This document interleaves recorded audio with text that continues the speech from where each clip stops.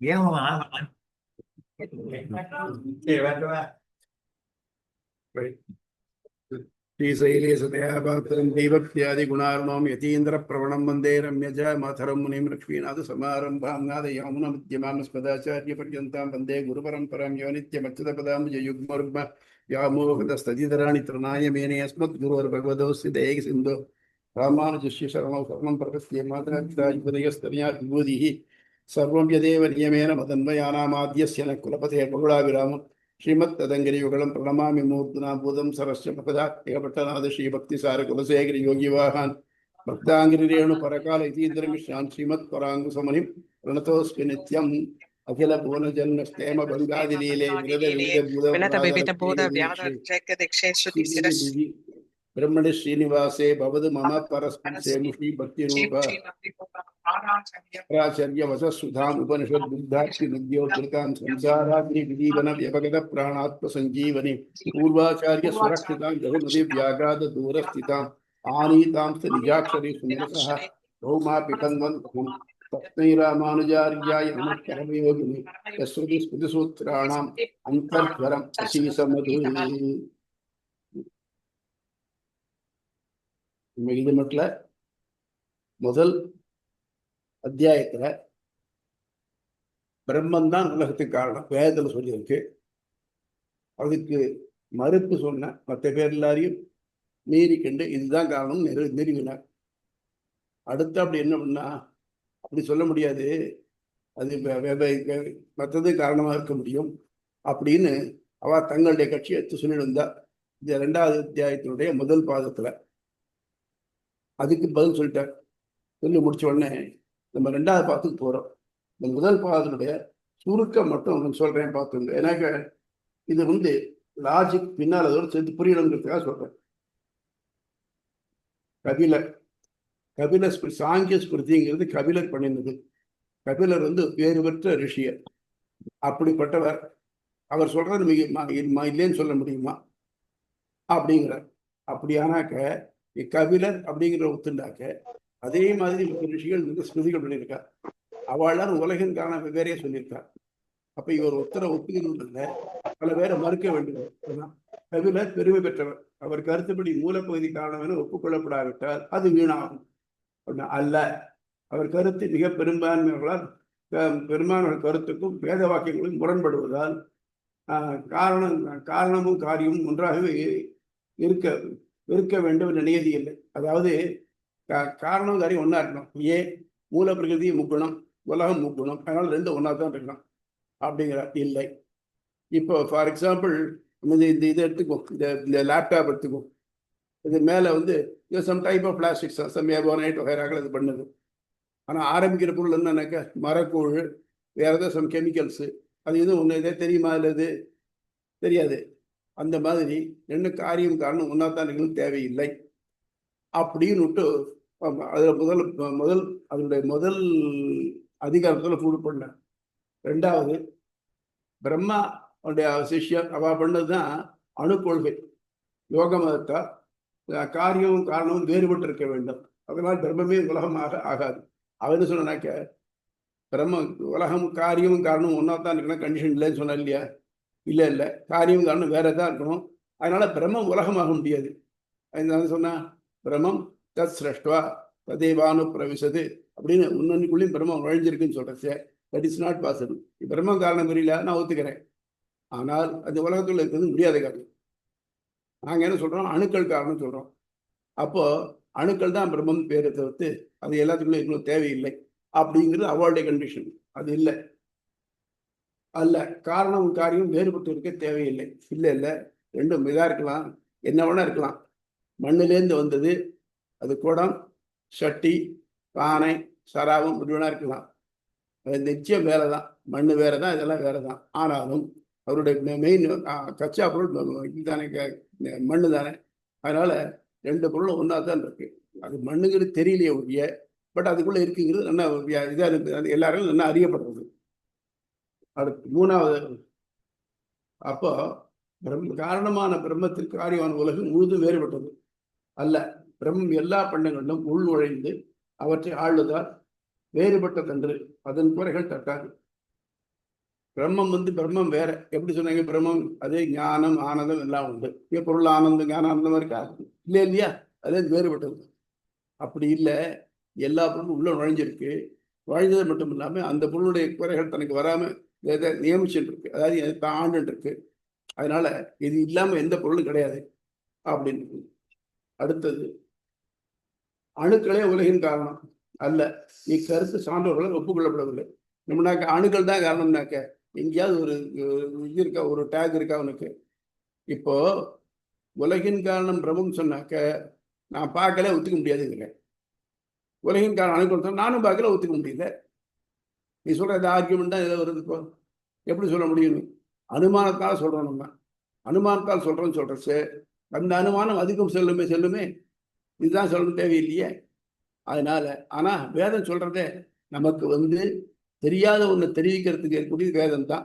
இப்போ வேதம் என்ன சொல்றது அதான் ஒத்து நானுமே தவிர்த்து நீங்க சொல்றதை ஒத்துக்கணும் தேவையில்லை. அடுத்தது, உள்நுழைந்திருந்தால் பண்டங்களின் தாழ்ச்சி வரும். வராது. பிரம்மம் அவற்றின்று வேறுபட்டிருப்பதால் தனக்கு வினையேதியின்றி தான் விருப்பத்தால் மட்டும் உண்டு இருப்பார். இப்போ அதுதான் பிரச்சனை. நீ பிரம்மா எல்லாத்தையும் உள்ள இருக்கீங்கிறீங்க. உலகத்துக்கு எந்த பொருளும் ஒழுங்கா இருக்கா? எல்லாத்துலயும் ஏதாவது ஒரு குறை இருக்கா இல்லையா? இந்த குறை பிரம்மத்துக்கு வரும் இல்லையா? நீ பிரம்மம் குறைகளே இல்லாது ஞானம் ஆனந்தம் எது அப்படின்னு சொல்ற. ஆனா இங்க வந்து அப்படி எதுவும் தெரியல. ஆஸ் சச் என்ன ஆகும்? நீ வந்து பிரம்மம் வந்து குறைவிடுதுன்னு வச்சுக்கோ. இல்லை, பிரம்மத்தினுடைய இருப்பு வேற, இந்த பொருளுடைய இருப்பு வேற. இங்க உயிர் பண்டமா இருந்ததுனாக்க அது தன் வினைகளை கழிக்கிறதுக்காக வந்திருக்கு. பிரம்மம் அதுக்குள்ள இருக்கு, அதுக்கு வினை கிடையாது.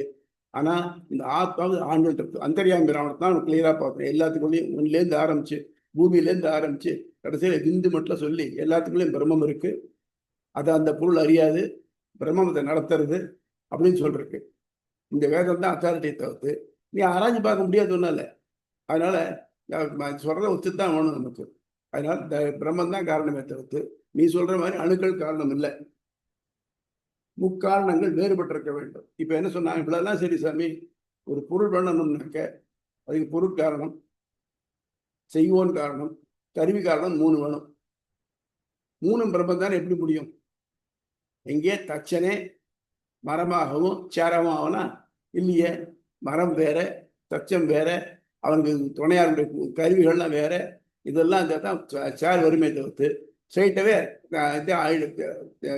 மரமே தானே தச்சனாக தானே சேரை பண்ணிக்க முடியாது. அதனால இது வரலாம் இல்லை. நீ வந்து உலகில் இருக்கிற மனுஷனை வச்சு சொல்ற. உலகில் இருக்கிற மனுஷனுடைய சக்திகள் வேற, அவனுடைய சக்தி வேற. அனுமானத்தால் பண்ணணும்னாக்க நீ இங்க நடக்கிற ஒரு நிகழ்ச்சியை வச்சுட்டு இதனோட தொடர்புடையதான் இன்னொன்று கொண்டு வரணும். That is impossible. பிரம்மத்துக்கு இந்த மாதிரி இது தேவையே இல்லை. அது வந்து சத்தியம், ஞானம், அனந்தம் பிரம்ம. அது சர்வஜத்துவம், சர்வசக்தித்துவம். அது இருக்கிறதுனால நீ சொல்ற மாதிரி எதுவும் ஆகாது. இந்த பாயிண்ட் வந்து எல்லா மதத்திலையும் இருக்கலாம். நீங்க வெஸ்டர்ன் ரிலிஜன்ஸ்ல கூட பார்த்தீங்கன்னாக்க ஆரம்பிக்க பைபிள் எப்படி ஆரம்பிக்கிறது? ஆதியிலே தேவன் வானத்தையும் பூமியும் சிருஷ்டித்தார் அப்படின்னாக்க யாரும் தேவனுக்கு சிருஷ்டிக்கிறதுக்கு இந்த பூமி வானலாம் எங்க மெட்டீரியல் எங்க கிடைச்சது? அவர் எப்படி சிருஷ்டிச்சார்? எந்த கருவி சிருஷ்டிச்சார்? யார் சொல்றாளா? இல்லையே. அதனால பிரம்மத்துக்கு பரம்பொருளுக்கு இது அதனுடைய இயல்பாகவே இதெல்லாம் உண்டு. அது மட்டும் இல்லாம அது தன்னுடைய மனத்துடைய நினைப்பினாலேயே எதையும் பண்ண முடியும்.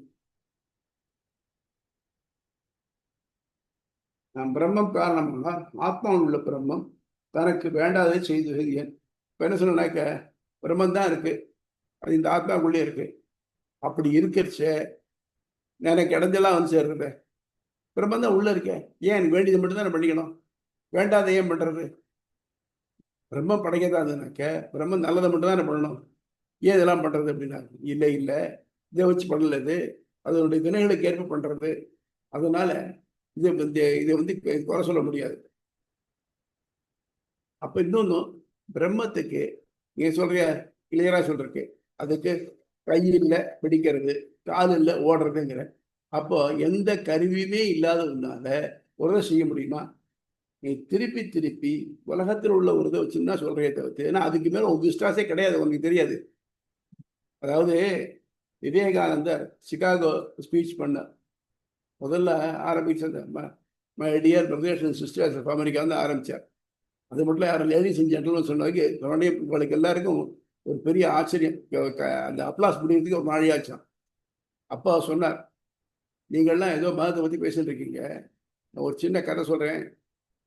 ஒரு கடல் தவளை ஏதோ ஒரு காரணத்தினால தவறி போய் ஒரு கிணத்துக்குள்ளே விழுந்துருக்கு. கிணத்துக்குள்ளே ஒரு தவளை இருந்தது. அதை பார்த்து தவளையை பார்த்து, நீ எங்கேருந்து வரேன்? நான் கடல்லேருந்து வரேன். கடல் எப்படி இருக்கணும்? பெருசாக இருக்கணும். இந்த தவளை இந்த கிணத்துல ஒரு இடத்துலேருந்து இன்னொரு தாவிட்டு இவ்வளோ பெருசு இருக்குமா அப்படின்னு கேட்டுதான். அதாவது அந்த கிணத்து தவளைக்கு அதை தவிர்த்து வேற எதுவும் தெரியாது.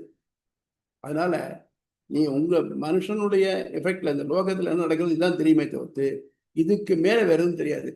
அதனால கடவுளுடைய சக்திகள் வந்து இதுக்கும் அப்பாற்பட்டவை. அதனால நீ இதை வச்சுட்டு அதை நிரூபிக்க முடியாது. உலகாக மாறுவதும் பிரம்மம் முழுவதும் காரணமா அது பகுதி காரணமா? அடுத்தபடி இந்த உலகம் வந்து மாறுறதுன்னு சொல்றிய, பிரம்மமே உலகம் மாறிட்டா இல்லை அதனுடைய பகுதி காரணமா? பிரம்மத்தை பகுக்க முடியாது. இந்த அத்வைத கொள்கைகளுக்கு எகென்ஸ்டா இருக்கு. பிரம்மத்தை பகுக்க முடியாது. பிரம்மம் உயிரா இப்போ இருந்துட்டே இருக்கு. இந்த உயிர் பண்டங்கள்லாம் அதனுடைய உடலா இருக்கு. அதான் அதனுடைய குணங்களா இருக்கு, அதனுடைய ஆட்ரிபியூட்ஸ், உடைமைகள். இந்த உடைமைகளை மாற்றி உலகமா மாத்துறது. ஆகவே பிரம்மத்துக்கு எந்த கோளாறும் வராது. உடல் மாறிட்டு இருக்கும்.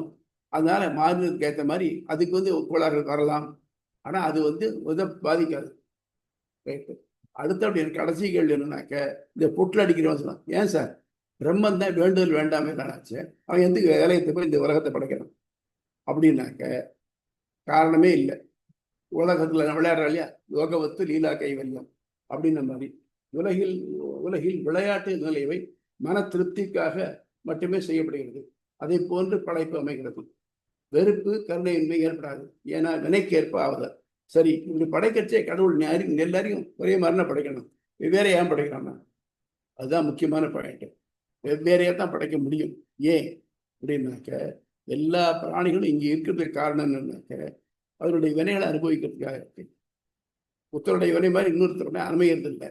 அதனால அந்த வினையை அனுபவிக்கிறதுக்கு எந்த மாதிரி உடல் அமைப்பு எவ்வளவு நாள் இருந்தால் சரியா இருக்குமோ அதுக்கேற்ற மாதிரி தான் அமையிறது. அதனால அவன் வந்து நான் இதில் தலையிட்டுக்கிறதே இல்லை, இப்படித்தான் இருக்கணும் மட்டும். ஆனால் ஒவ்வொரு பிராணியுடைய வாழ்க்கையும் அவருடைய வினைக்கேற்ப அடைகிறது. ஆனால் பெருமாளுக்கு அவன் அது மேல ஒரு வெறுப்பு இல்லை கருணையின்மைங்கிறது வராது. ஆகவே இந்த உலகத்தை படைக்கிற மட்டும் இன்னைக்கு இருக்க உலகம் இப்படித்தான் இருக்கு. இதுக்கெல்லாம் காரணம் ரொம்ப கிளியரா சொல்லப்பட்டது. தீதும் நன்றும் பிறந்தர வாரா, இப்படி புறநானூறு பாட்டிலே இருக்கு பாருங்க. அதனால ஏதோ பண்ணினேன், ஐயோ தெய்வமே எனக்கு பழித்தேன்னாக்க, தெய்வம் பண்ணல, நான் தான் பண்ணிட்டேன். இப்போ அன்னைக்கு நான் கடன் வாங்கினேன், இப்போ திருப்பி கொடுத்துட்டு இருக்கேன், அவ்வளோதானே ஒழிய தெய்வம் இதெல்லாம் பண்றது இல்லை அப்படின்னா. அதுக்கு தான் அந்த செஸ் காயின் தான் நான் சொன்னேன். செஸ் விளையாடுறா, எல்லா காயினும் ஒரே மாதிரி இன்னும் பிளாஸ்டிக்காலேயோ மரத்தாலேயோ இல்லை மெட்டாலாலேயோ ஆயிருக்கு. ஆனால் ஒவ்வொரு காயினுக்கும் மூமெண்ட் வெவ்வேறையா இருக்கு பாருங்க, அது அதனுடைய வினை. அது மாதிரி இதை வச்சு தான் விளையாடணுமே தவிர்த்து இல்லை எல்லா காயினும் ஒன்றா தான் இருக்கு, எப்படி வேணா எல்லாம் வேணா போகலாம்னாக்க அது விளையாட்டு செஸ் விளையாட்டா இருக்காது. அதனால இதெல்லாம் அவனுடைய அலைகளா விளையாட்டுனால வருது. அப்படி இது வந்து இது மட்டும் போன அத்தியாயத்தோட சுருக்கம். இப்போ நம்ம இன்னைக்கு பார்க்கக்கூடிய இது என்னக்க, ரச்சனா அனுபவத்தை கருணும். ரச்சனான ஒழுங்கு. இங்க ஹிந்தியில வந்து ஹிந்தி ரச்சனாம்ப அதனுடைய இலக்கணத்துக்கு ஒரு மொழியினுடைய ஒழுங்குபட்டது ரச்சனானாக்க. இது இப்படித்தான் இருக்கணும், இது பெயர் சொல், இது வினை சொல்றது, அது மாதிரி ரச்சனாங்கிறது ஒரு ஒழுங்கு.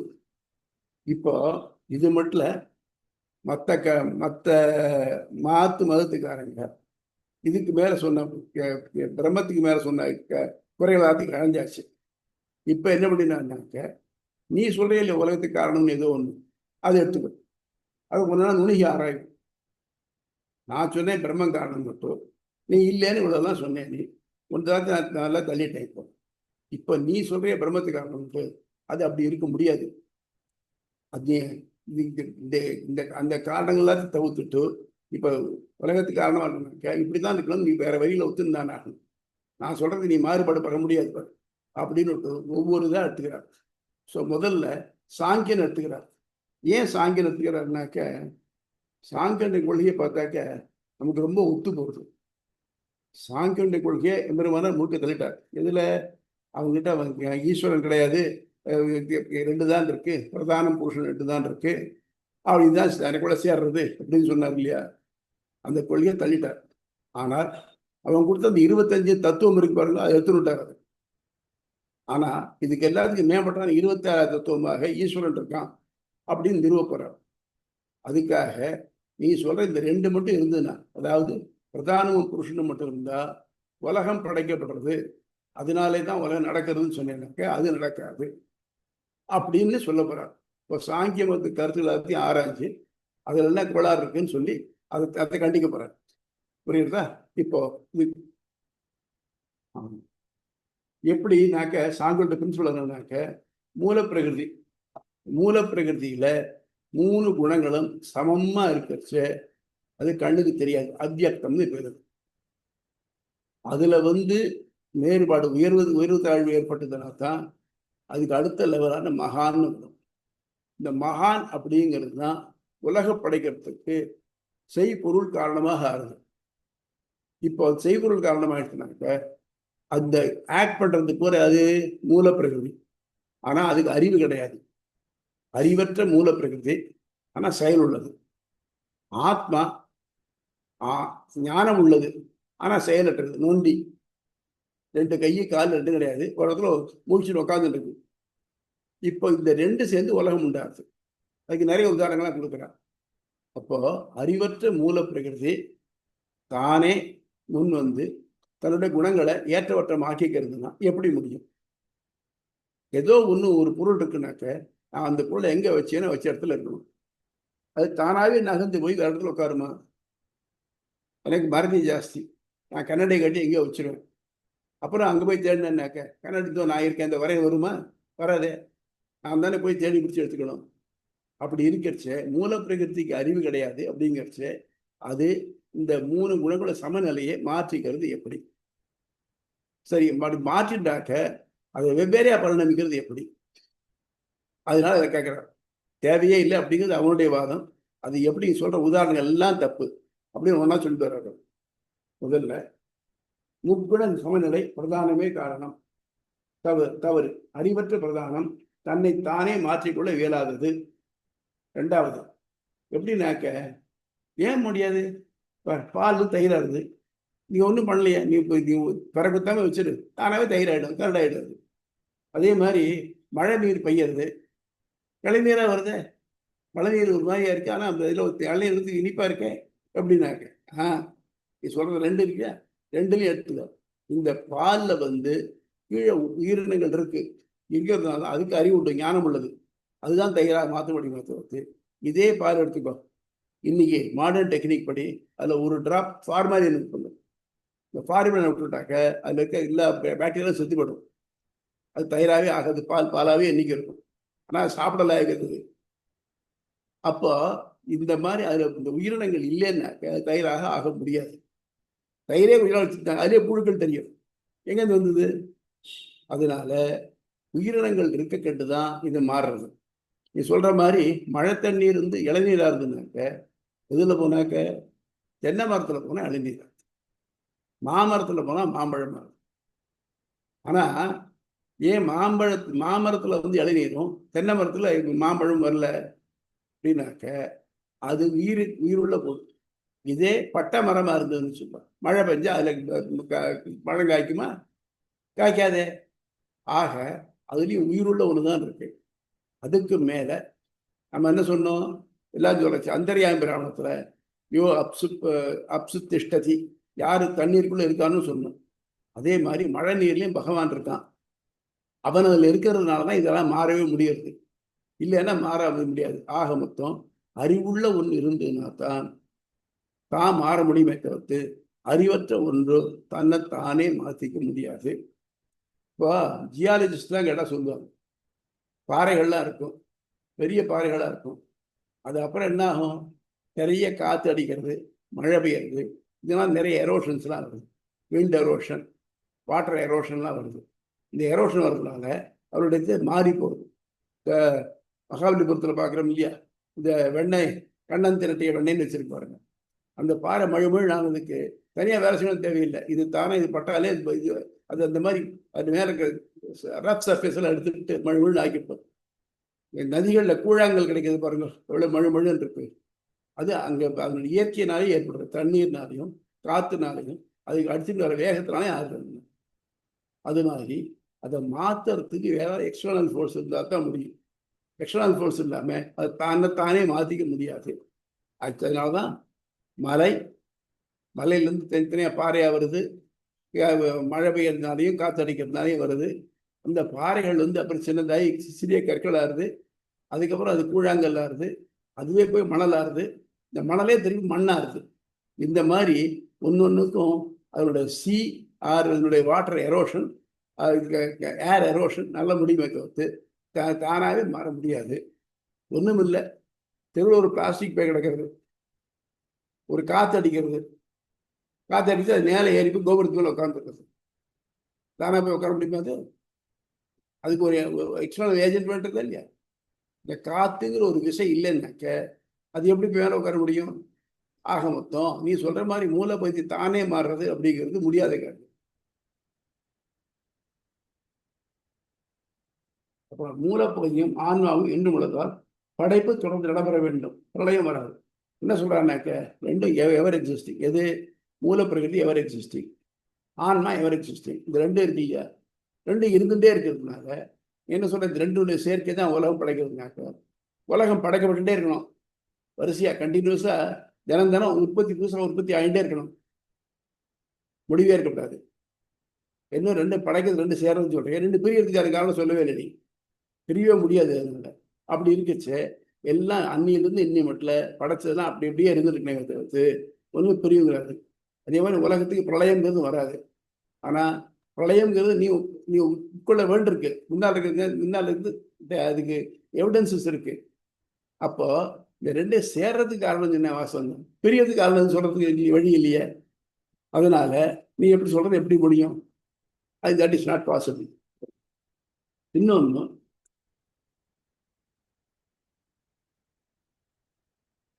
அதே மாதிரி புல்லு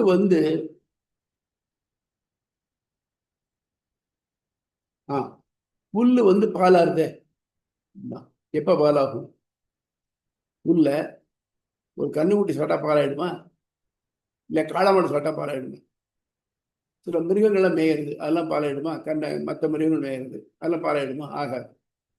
அந்த புல்ல ஒரு கண்ணு போட நிலைமையில இருக்கக்கூடிய ஒரு பசுமாடு மாதிரி எருவு மாடு சாப்பிட்டா தான் ஆகுமே தவிர்த்து மற்றபடிக்கு ஆகாது. அப்போ ஆக மொத்தம் இந்த உயிருடைய கண்டிஷன் இருக்கு பாருங்க, அந்த மாடு கண்ணு போடும் தருணத்தில் இருக்கணும், அப்பதான் பாலாகும். மலட்டு பசுவை போயிடுச்சுனாக்கா ஆகாது. இல்லை கறவை பத்த பசுவை எடுத்துன்னு ஆகாது. அது மட்டும் இல்லை, காளை மாடு சாப்பிட்டுனா அதுவும் மாடு தானே, அதுவும் சாப்பிட்றது, அது இருந்து பால் கிடைக்காது. ஆக மொத்தம் புல்லு பாலா ஆறுது தானா ஆறுதில்லை, உள்ள இருக்கக்கூடிய உயிர் பண்டங்கள் அதை மாற்றி இந்த மாதிரி செய்ய வைக்கிறதை தவிர்த்து எந்த ஒரு பொருளும் ஜட பொருளும் இன்னும் நான் மாறணும்னாக்க அதுக்கு உயிருள்ள ஒரு பொருள் தேவை, அவசியம் தேவை.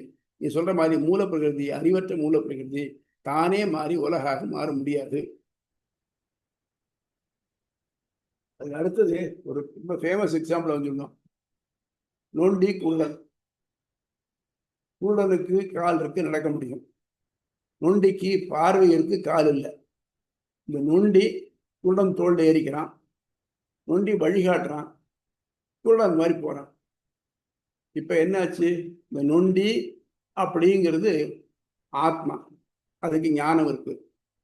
குருடன் அப்படிங்கிறது பிரகிருதி, பிரதானம். அந்த ஆத்மா வழிகாட்ட பிரகிருதியை சேர்ந்து போறது, போறதுக்கு இந்த ரெண்டு பேருக்கு ஏற்படுறது.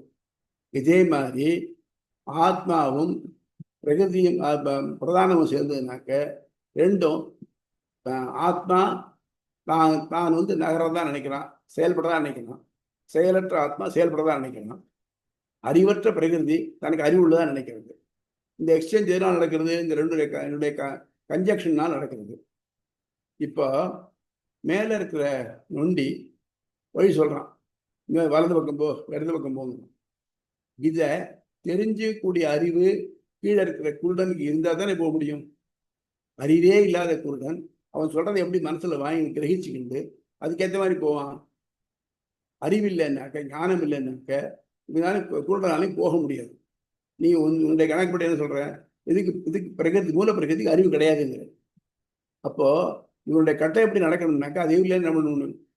இப்ப நம்ம ஒண்ணு ஒரு நாய் படைக்கிறா இல்லையா, 2 தடவை பந்து எறிஞ்சு தூக்கி வந்து பந்து எடுத்து, அதுக்கு அறிவு இருக்கணும் தேவைப்படுறது. அதான் பந்தை வீசி எறிஞ்சவனை தானாக வேற ஏதாவது நாயில ஒரு மாதிரி இருக்கிற ஒரு சேரோ ஒரு டேபிளோ போய் பந்து எடுத்துன்னு வருமா? வராது. நாயும் பழக்க வேண்டியிருக்கு, அப்பதான் பண்றது. அதனால அறிவு உள்ளதா இருக்கணும், அது அந்த செயல்ல பழக்கப்பட்டிருக்கணும், அதுதான் செய்ய முடியுமே தவிர்த்து மற்றதால முடியாது. அதனால அறிவற்றதான மூல பிரகிருதினால தானே தன்னை மாத்திண்டு உலக ஆக முடியாது.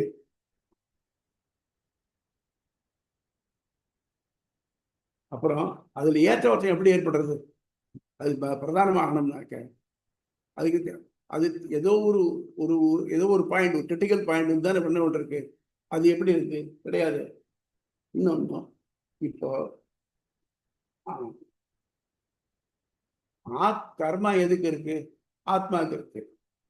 எதனால் செயல்படுறது? மூலப்படி தான் செயல்படுறது. அறிவற்ற மூலப்படி தான் செயல்பட்டு அதனால தனக்கு வினை வந்து சேர்றதுன்னு சொன்னாங்க. Is it possible? இவனுக்கு அந்த பொருளை கருவியா உபயோகப்படுத்தி இவன் பண்ணினான்னு நினைக்க பண்ணான்னு யாரும். ஆனா ஆத்மா செயலே படுறது இல்லை அப்படிங்கிறச்ச கர்ம வினைகள் எப்படி வந்து சேரணும்? அதான் நீ சொல்ற வந்து அதை ஒத்துக்க முடியாது அப்படின்னு. அடுத்தது, ஆன்மா செயலற்று அறிவுடன் இருக்கிறது, பிரதானம் செயலுடன் அறிவற்று இருக்கிறது. இரண்டின் சேர்க்கையால் ஆன்மா செயல்படுவதாகவும் பிரதானம் அறிவுடையதாகவும் காணப்படுகிறது. என்னாச்சு? ஒண்ணுக்கு அறிவு இல்லை ஆனா செயல்படும், இன்னொன்னு அறிவு இருக்கு செயல்படாது. ஆனா இந்த ரெண்டும் சேர்றதுனால உன்னோட ஒண்ணு மாறி அறிவற்றதுக்கு அறிவு உள்ளது மாதிரியும் செயல்படாததுக்கு செயல் உள்ளது மாதிரி இருக்கு. இது எப்படி இருக்குன்னாக்க, ஒரு டான்சர் என்ன பண்றா, ஒரு ஸ்டேஜில் டான்ஸ் ஆடிட்டு போறான். இதை பார்த்துட்டு இருக்கிற புத்தன் அவளால் ஈர்க்கப்பட்டு அவளோட சேர்ந்துடுறான். இந்த டான்சர் அப்படிங்கிறது பிரதானம், இந்த பார்த்துட்டு இருக்கிறவன் அப்படிங்கிறது ஆன்மா, புருஷன். இப்படி 2 பேரும் சேர்றதுனால உலகம் உண்டாது. அப்படி முதல்ல 2 தப்பு இருக்கு இல்லை. டான்சர்னு சொன்னாக்க இவனை கவிழ்ந்து இருக்கிற அளவுக்கு அவனுக்கு அறிவு வேணும். இவனுக்கு பிடிக்காத மாதிரி இருந்தால் அவள்கிட்ட ஈடுபடணும். அதனால இவனுக்கு பிடிக்கிற மாதிரி இருக்கணும்னாக்க தான் எப்படி இருக்கணும்னு அதுக்கு அறிவு வேணும். இந்த ஆத்மாவுக்கு எந்த செயலுமே கிடையாது, ஆனால் இது பார்க்கவும் முடியாது. இந்த ஆத்மா நம்ம கான்செப்ட் படி ஒரு உடல்ல இருந்து அது கண்ணுன்னு இருந்தா தான் அதை பார்க்க முடியும். அது இல்லாத போது அதுக்கு முடியாது. அப்படி இருக்கச்சே எப்படி அந்த டான்ஸரை பார்த்து அது மேல ஆசைப்பட்டு அது கூட சேர முடியும்? ஸோ நீ சொல்ற உதாரணம் முழுமையாவே இல்லையே. அது மட்டும் இல்லாம ஆத்மா அறிவுடையது. ஆத்மாவுக்கு என்ன தெரிகிறது? அறிவுடையதுனால இந்த பிரகிருதியோட சேர்ந்தாக்க நமக்கு வீணா கர்மாவெல்லாம் வந்து சேரும். அப்போ இந்த ஆத்மா சேருமா? அது மட்டும் இல்லாம இதுக்கு விடுதலை எப்படி கிடைக்கிறதுனாக்க இந்த பிரகிருதினால கிடைக்கிறது, மூல பிரகிருதி பிரதானத்தினால கிடைக்கிறது. எதை விடணுமோ அதுவே அவனை விடுவிக்கிறதுக்கு காரணமா இருக்க முடியுமா? அதனால அறிவற்றுதான் மூல பிரகிருதின்னு சொல்ற செய்ய தட் இஸ் ராங். அந்த மூல பிரகிருதிக்குள்ளேயும் பகவான் இருக்கான். இந்த பகவான் தான் மூல பிரகிருதி ஏற்றவற்றத்தை ஏற்படுத்துறான். இந்த ஆத்மாவுக்குள்ளேயும் பகவான் இருக்கான், அவன் தான் இந்த மூல பிரகிருதி சேர்க்க வைக்கிறான். இந்த ரெண்டும் இல்லைன்னாக்க உலகம் உண்டாக முடியாது, அழியவும் முடியாது. அதனால நீ சொல்ற கொள்கை முழுக்க கம்ப்ளீட்டா தள்ளப்பட வேண்டியதா இருக்கும் தவிர்த்து ஒன்றும் கொல்லப்பட வேண்டியதா இருக்காது அப்படிங்கிற. புரிகிறதா? இந்த லாஜிக் புரிகிறதா? இல்ல சந்தேகங்கள் தான் கொஞ்சம் கேளுங்கள.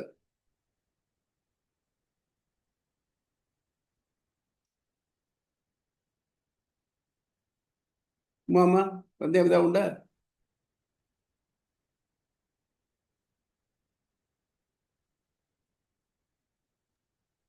சாமி, சொல்லுங்க. ஒரு கேள்வி சாமி. ஆ, இது பிரகிருதி, அப்புறம் இங்க ஆத்மா, புருஷன். புருஷன். பிரகிருதி புருஷன். கரெக்ட். ஸோ இது ஏன் அப்படி பார்க்குதுன்னு அந்த கேள்வி வருது இல்லைங்க.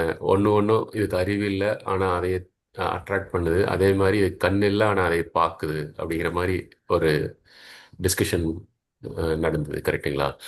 ஆனால் ம். இது ரெண்டு என்டைட்டி தான் இருக்கு. புருஷன் இருக்கு, பிரகிருதி இருக்கு. அப்படி ம். இருக்கும் பட்சத்தில் புருஷனை தவிர்த்து மற்றதெல்லாம் பிரகிருதி தான். அதே மாதிரி பிரகிருதி தவிர்த்து மற்றதெல்லாம் புருஷன் தான்.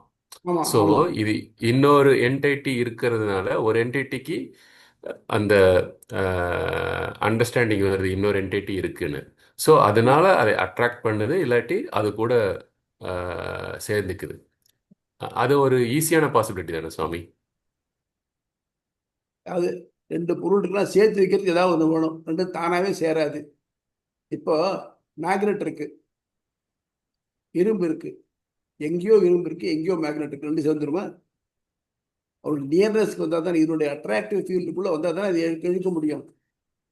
அதுலேயும் எவர் சொல்லுற மேக்னெட் இருக்குமா? எடுக்காதே. மேக்னெட் இரும்பு இழுக்கும், வாஸ்தவம் தான். ஆனால் எவர் சொல்ல இழுக்காதே. இந்த கண்டிஷன் மாறியாடுறதே. அது மாதிரி நீ சொல்றது பிரகிருதிக்கு அப்படிங்கிறது அறிவே கிடையாது. ஆனால் அதை ஆக்ட் பண்ணுங்கிறது எப்படி? அறிவில்லாத ஒன்றும் தானாகவே எப்படி செயல்பட முடியும்? செயலே படாத ஆத்மா எப்படி இதோட சேரும்? பிரகிருதியோட சேரும்.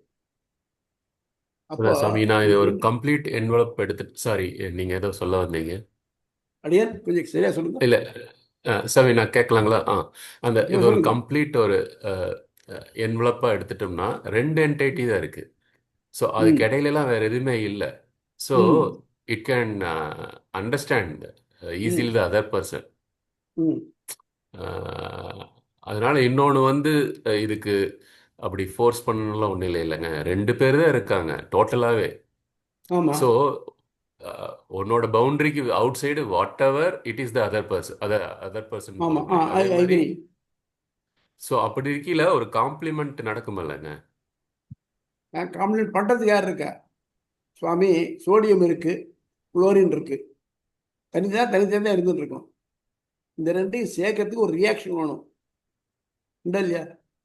அது இருந்தால் தானே ரெண்டும் சேரும். இல்லாட்ட ஆமாம் சேராதே. சார். நீங்க you should apply some force, chemical force apply பண்ணால் தான் ரெண்டும் சேரும். இல்லாதவும் சேராது. அட்மாஸ்பியர்ல ஹைட்ரஜனும் இருக்கு, ஆக்சிஜனும் இருக்கு. இது தண்ணி ஆயிடுறதா இல்லையே. ஒரு பர்டிகுலர் கண்டிஷன் தான் ரெண்டும் ஆறுது, சேர்ந்து ஆறுது. அது மாதிரி இப்போ ரெண்டே பொருள் தான் இருக்கு, கண்ணுக்கு தெரியுது. ஒத்துன்ட்டேன் சுவாமி, ஒத்துன்ட்டேன். ஆனால் இந்த ரெண்டையும் சேர்க்கறதுக்கு ஒன்று வேணுமே. ரொம்ப சிம்பிள் திங் சொல்றீங்களங்க. கடலை மாவு, நெய், சர்க்கரை, என்ன மைசூர் பாகு, இந்த மூணு சேர்த்து வைங்க, மைசூர் பாகு ஆயிடுமா? அது சேர்த்து வைக்கிறது ஒருத்தர் வேணும் இல்லையா? அதுக்கு ஹீட் வேணும், அதை பதம் பார்த்து பண்ணுறதுக்கு ஒருத்தர் வேணும். இது இருந்தால் தானே ஆகும். அது நீங்க சாதாரண கெமிஸ்ட்ரி படிக்க சொல்றீங்க, மிக்சர்ஸ் அண்ட் காம்பவுண்ட்ஸ். சாதாரணமா ஏதாவது இப்போ ஃபார் எக்ஸாம்பிள் அயன் ஃபைலிங்ஸையும் இது சல்ஃபர் மஞ்சளாக இருக்கும். அயன் ஃபைலிங்ஸ் வந்து அண்ணா இருந்ததுனாக்க அது விளைச்சிட்டு இருக்கணும், இல்லைன்னா கொஞ்சம் துருபிடிச்ச மாதிரி இருக்கும். ரெண்டும் சேர்த்து வச்சோம்னாக்க கலர் வித்தியாசமாக இருக்கும். ரெண்டுக்கும் தான் ஒரு ஹெட்ரோஜீனியஸாக இருக்கும் கலர். ஆனால் ஒரு மேக்னெட் கொண்டீங்கன்னாக்க எல்லாம் அயன் ஃபைலிங்ஸ் பூரா வந்துடும், சல்ஃபர் அப்படியே தங்கிடும். ஆனால் இது ஒரு ஹை டெம்பரேச்சரில் ஹீட் பண்ணினீங்கன்னாக்க அதுலேருந்து ஃபெரஸ் சல்ஃபேட், ஃபெரிக் சல்ஃபேட் கிடைக்கும். அதுக்கு இந்த ரெண்டையும் சேர்க்கறதுக்கு, ஒன்னோட ஒன்றா சேர்க்கறதுக்கு ஒரு இது வேணும். இல்லை ரெண்டு தனித்தனியாக இருக்கும், இன்னும் சேரவே சேராது. அதனால அந்த எந்த எனர்ஜியை சேர்த்து வைக்கிறதோ, எந்த ஒரு இது சேர்த்து வைக்கிறதோ அதுதான் வி கால் இட் அஸ் பிரம்மம். பிரம்மம் இல்லைன்னாக்க இது முடியாது. இதெல்லாம் இருக்கு சார். அது இந்த முக்குணங்கள் இருக்கே, இந்த முக்குணங்கள் மாறுறதுக்கு எது காரணம்? அதுக்கு அறிவு கிடையாதே, தான் நினைக்க முடியாதே நான் மாறுவேன்னு. அப்படி இருக்குச்சு, மாறுறதுக்கு எப்படி மாறுறது? இந்த ஆத்மாவுக்கோ ஒண்ணுமே கிடையாது, பார்க்கறது இருக்கிறது ஒன்றும் கிடையாது, செயலே கிடையாது. அது எப்படி அந்த டான்ஸரை பார்த்துட்டு அது மாதிரி ஆசைப்பட்டு போகும்? அதுவும் போக முடியாது. நீ சொல்ற கான்செப்ட்ஸு உனக்கே பாதகமா இருக்க.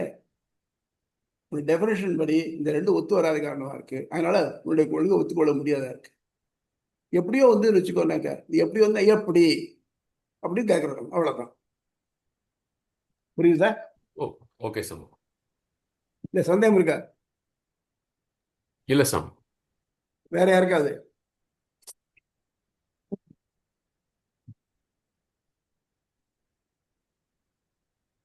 ரைட், இப்போ புக்குக்கு போலாமா? பக்கம் 172,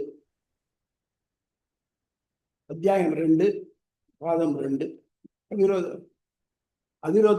அவிரோதாத்தியம்னாக்க நீ சொல்றபடி பார்த்தாலும் விரோதமா இருக்குது, கடவுள்ல விரோதமா இருக்கு. இல்லை இல்லை, கடவுள் தான் அப்படின்னு காமிக்கிற பாரு. அதனால நீ சொல்ற கேள்வி உன்னுடைய பிரின்சிபிளே எடுத்துன்னு பார்த்து பிரின்சிபிள் இஸ் அன்டெனபிள். அதனால நான் சொன்ன கருத்து பிரம்மன் தான் காரணங்கிறதுக்கு அதுக்கு விரோதம் கிடையாது. ஆனால் அது அவிரோதாத்தியம் பேர் இருக்கு. தர்க்கபாதம், ரசனா அனுபவத்தி அதிகரணம். ரசனான ஒரு ஒழுங்கு, எல்லாமே ஒரு ஒழுங்குபடிதான் நடக்கிறது. காரணம் வேண்டாம், பருவம் இருக்கு இல்லையா, பருவ மாற்றங்கள் ஏற்படுறது இல்லையா, இல்லை முன்ன பின்ன போனாலும் சரி, சில மழை பெய்யாம போகும், வெயில் ஜாஸ்தியா இருக்கும், இதெல்லாம் இருக்குது. அதுக்கும் பார்த்தா அதுக்கு ஒரு ஒரு ரீசன் இருக்கு. எல்னினோ எல்லாம் இருக்கு. ஏதோ ஒரு காரணத்தினால இதான் மாறுறதே தவிர்த்து காரணமே இல்லாம எதுவும் நடக்கிறது இல்லை. வேடிக்கைதான் இந்த காரணத்தை நம்ம கண்டுபிடிக்க முடியும் இந்த சமயத்துல, அவ்வளவுதானே ஒழிய காரணம் எல்லாம் நடக்கிறதே இல்லை. அந்த மாதிரி இந்த ஒழுங்கு, உன்னுடைய நீ சொல்ற ஒழுங்கு இருக்கே, அது ஒழுங்கு ஒத்து வராது பாரு அப்படிங்கிற கருத்து பொருந்தாமை களம். இக்களத்தின் பெயரும் தொடர்பும். இதுவரை வியாசர் உயிரல் பண்டங்களுக்கும் உயிர் பண்டங்களுக்கும் உலகின் காரணமாகும் தன்மை கிடையாது என முதல் அத்தியாயத்தில் நிறுவினார். தொடர்ந்து இரண்டாவது உயிரல் பண்டம் உலகின் காரணமாதல் கூடும் என வேத வாக்கியங்கள் துணை கொண்டு வாதிட்ட சாங்கியர் கருத்தையும் பரமாணு காரணம் என்பவர் கருத்தையும் முதல் பாதத்தில் மறுத்தார். 2ஆம் அத்தியாயம் முதல் பாதத்தில் கபிலர், கணாதர் போன்ற ரிஷிகள் நம் நினைவிலிருந்து உலகின் காரணம் பற்றிய கருத்துக்களை எடுத்துரைப்பதால் ஸ்மிருதி பாதம் எனப்பட்டது. ஸ்மரணம், நினைவு. 2ஆம் பாதத்தில் அவர்கள் கொள்கைகளை எடுத்து அவற்றின் நிலையற்ற தன்மைகளை வாதத்தின் துணை கொண்டு ஆராய்கிறார். ஆகவே இப்பாதம் தர்க்க பாதம் எனப்படுகிறது. இதெல்லாம் பொறுத்தே வேதத்தோட ரெஃபரன்ஸ் வருதில்லை, உனக்காக வச்சுக்கிறாத வச்சு வேதத்தை பற்றி சொல்றீங்கன்னு சொல்றதில்லை. நீ சொல்றது வாதப்படியே ஒத்துக்கலப்பா. நம்ம பொறுத்த மட்டும் சிஷ்டத்தை பொறுத்த மட்டும் அது வேதத்திலும் சம்மதமாக இருக்கணும், உலகில தர்க்கப்படி ஒத்துக்கொள்ளக்கூடியதாக இருக்கணும். இந்த ரெண்டும் இருந்தால் தான் அவன் எடுத்துக்க ஒத்து. இல்லைன்னா அவள் சொல்றாங்கிறத எடுத்துக்க முடியாது, இல்லை இதுக்கு மாறுபாடாக தான் இது எடுத்துக்க முடியாது. அதுதான் சொல்றேன். இப்பாதத்தின் முதற்களத்தில் உயிரற்ற மூலப்பகுதி உலகின் காரணம் என்னும் சாங்கியர் கருத்துக்கள் எடுத்துக்கொண்டு அவை பொருத்தமற்றவை என்பதால் வசன அனுபவத்தி அதிகரணம் கருத்து பொருந்தாமை களம் என அமைத்துள்ளார். இங்கு எடுத்துக்கொள்ளும் போது சாங்கியன் உலக தோற்றம் பற்றி கருத்துக்கள், இது முக்கியமான பாயிண்ட். சாங்கியத்தை பூரா சாங்கிய சாஸ்திரத்தை படிச்சுட்டு அதுக்கு ஜஸ்ட் கொடுத்திருக்காரு. தத்துவங்கள் மூலப்பகுதி மகான், புருஷன் ஆத்மா என்னும் இரண்டே. மூலப்பகுதி எல்லாவற்றையும் படைத்து கொண்டே இருக்கும், அது அறிவற்றது. புருஷன் விகாரமே அடையாத ஞானமே யான, அது செயலற்றது. செயலற்ற நொண்டியான ஆத்மா அறிவற்ற கூடனான மூலப்பகுதிக்கு வழிகாட்ட அவை இரண்டும் சேர்ந்து செயல்பட்டு உலகமாக மாறுகின்றன. நீங்க இரட்டை புலவர்கள் கேள்விப்பட்டிருக்கீங்களா? தமிழ்ல படிச்சிருப்பீங்களே. 2 பேர் புலவர் இருந்தாங்க, 2 பேர் என்ன படிச்சுவாங்க. ஒருத்தர் குருடர், ஒருத்தர் நொண்டி. நொண்டி குருடா தோண்டி ஏறிக்க அவர் 2 பேரும் ஒன்னா போவா, 2 பேருமே சேர்ந்து பாட்டு பாடுவா. அதுல ஒரு அழகான கதை என்னன்னாக்க, மதுரைக்கு போயிருந்தாங்க. அங்க இந்த கொத்தாமரை குளத்துல அந்த குருடர் தன்னுடைய துணியை கசக்கி போட்டு அலசத்துக்காக போட்டார். அப்போ காத்து வந்து கையில இந்த துணியை தள்ளி போயிடுத்து. இப்போ தேடி பார்த்தா கிடைக்கல. அப்போ உடவர் அவர் கிண்டல் பண்ணாராம். எப்படின்னாக்க, அப்பிலே தோய்த்திட்டு அடுத்தடுத்து நாமதனை தப்பினால் நம்ம எது தப்பாதோ அப்படின்னா. அப்புன்னா தண்ணீர், அதில் தோய்த்துட்டு கசக்கிறார் இல்லையா, அடுத்தடுத்து நாம அதை தப்பினால் நம்ம இது தப்பாதோ. இந்த துணியை போட்டு இப்படி தப்புன்னு அடிச்சேன்னாக்க அது நம்ம தப்பி போயிடுது அப்படின்னாரு. அதுக்கு அவர் பதில் சொன்னார் பாட்டிலேயே, அப்படியே ஆனாலும் கந்தை அதிலும் ஓர் ஆயிரங்கள் போனால் துயர் போச்சு போனா போயிட்டு போட்டுமா, அது ஒரே கந்து துணி போனா என்ன போயிட்டு போகுது வேண்டாம் அப்படின்னாரு. சும்மா உடலை அடுத்த அப்படி அவர் கேட்டார். கண்ணாயிரமுடைய கந்தையே ஆனாலும் தன்னார் குளிரை தாங்காதோ. வாசம் தான் அது இதாக இருக்கும், ஆனால் குளிர் வந்து போத்திக்காது பண்ண முடியாது, கொஞ்சமாவது அது வந்து ஹெல்ப் பண்ணுமே அப்படின்னு. அதுதான் அவர் சொல்றார், எண்ணாதீர் இக்கலிங்கம் போனாலும் ஏகலிங்கம் மாமதுரை சொக்கலிங்கம் உண்டே துணை. போனா போது கலிங்கம்னா துணிக்கு பேர் கலிங்கம். இக்கலிங்கம் போனாலும் இந்த துணி போனா போய் போட்டோம். சொக்கலிங்க மாமதுரை ஏகலிங்க மாமதுரை சொக்கலிங்கம் உண்டே துணை. சொக்கலிங்கம் இருக்காரு, கிடைக்காது. அப்புறம் தான் அந்த ஆடை பறந்தது கைக்கு வந்தது செவியொழி செய்து. எதுக்கு சொல்ல வரேன்னாக்க, இந்த மாதிரி குருடனும் நொண்டியும் சேர்ந்து செயல்பட முடியும் அப்படிங்கிறது அவர் ஒரு உதாரணம். ஆனால் 2 பேருக்கு நல்ல அறிவு இருக்கு. அவர் ஒரு பாட்டு பாதி பாட்டு பாட அடுத்த 2 பாட்டுனாக்க அந்த அளவுக்கு 2 தமிழ் பண்ணு தமிழ் ஞானம் இருந்திருக்கணும் இல்லையா? இப்போ நீ ஞானமே இல்லாத ஒன்றும் ஞானமே ஆன ஒன்றும் சேர்ந்து இந்த மாதிரி பண்றதுன்னு சொன்னாக்க 2ஐயும் சேர்த்து வைக்கிறதுக்கு என்ன இருக்கு? அதுதான் அடுத்த முக்குணங்களின் சமநிலையில் உள்ள மூலப்பகுதி என்னும் மகான் அக்குணங்களுக்கு ஏற்றவற்றத்தால் 6 பக்கங்கள் கொண்ட அணுக்களாய் அவைகளின் பலவழித்தான சேர்க்கையால் பல பண்டங்களாக மாறுகின்றன. உலகிற்கு அது ஒன்றே காரணம். இவன் நல்லா அப்சர்வ் பண்ணியிருக்கார்.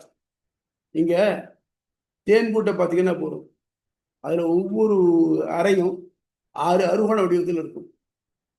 அதுதான் மோஸ்ட் ஃபீஸிபிள் ஆஸ்தட்டிக் சென்ஸில் இருக்கக்கூடியது, எர்கோனாமிக் கண்டிஷனில் இருக்கக்கூடியது. அந்த மாதிரி அணுக்கள் எல்லாம் 6 பக்கம் உள்ளது, ஹெக்ஸாகனலா இருக்கும். அது அப்படியே சேர்றது, அதனால எல்லாம் ஸ்டேபிளா இருக்கு அப்படிங்கிறது அவருடைய வாதம். ஞானமே வடிவான புருஷன் அணு பண்புகள் அற்றவன், ஒவ்வொரு உடலிலும் தனித்திருப்பவன், அவன் செய்வனும் நுகர்வனும் அல்ல. இந்த ஆத்மா இருக்கானே, ஆத்மாவுக்கு செயல்பாடு கிடையாது. செயல்பாடு இருந்துனாக்க செயலால் வரக்கூடிய புண்ணிய பாவங்களும் அவனுக்கு கிடையாது. அப்படிப்பட்டவன் ஆத்மா. புருஷனுக்கு மகானின் அணிவியால் அதன் செயல் நிலைகள் அதன் மேல் ஏற்றப்பட்டு தான் செய்வோன் நுகர்வோன் என்ற எண்ணத்தை ஏற்படுத்தியிருந்தான். இது எங்கூட இருக்கிறதுனால நான் என்ன நினைக்கிறேன்னாக்க, நான் தான் செய்யறேன்னு நினைக்கிறேன். எனக்கு கை இல்லைன்னா நான் எதை செய்ய முடியும்? சாப்பிட கூட முடியாது. ஆனால் கை இருக்குச்சே, இப்போ நான் சாப்பிட்றேன்னு சொல்றேன், ஏன்னா என் கை இருக்க.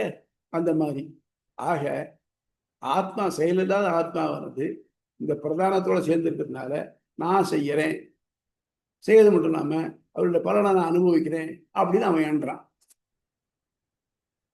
இப்படிப்பட்ட அறிவால் அவனுக்கு பிறவை சூழலும் மகானிலிருந்து விலகுவதால் வீடு பேரும் ஏற்படுகிறது. இப்ப என்ன பண்றான்னாக்க, இந்த ஆத்மாவுக்கு இந்த மாதிரி இதுல இந்த பிரகதியோட ஈடுபட்டிருக்கிறதுனால அவனுக்கு வந்து சம்சாரத்துல சொல்ல வேண்டியிருக்கு. ஆனா இல்ல நான் இவனுக்கு வேறுபட்டவன் அப்படிங்கிற எண்ணம் வந்துட்டானாக்க இதுல அவன் இருக்க மாட்டான், அது விலகி போயிடுவான். ஆனா எப்படி இந்த 2ஐயும் பண்றது எதுனாக்க மூலப்பிரகதி தான் பண்றது.